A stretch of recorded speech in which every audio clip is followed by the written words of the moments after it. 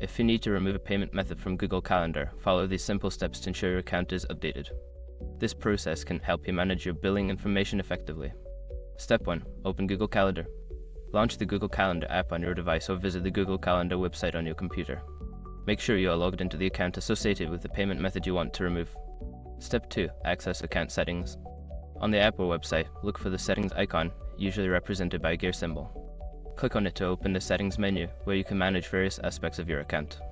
Step 3. Navigate to payments and subscriptions.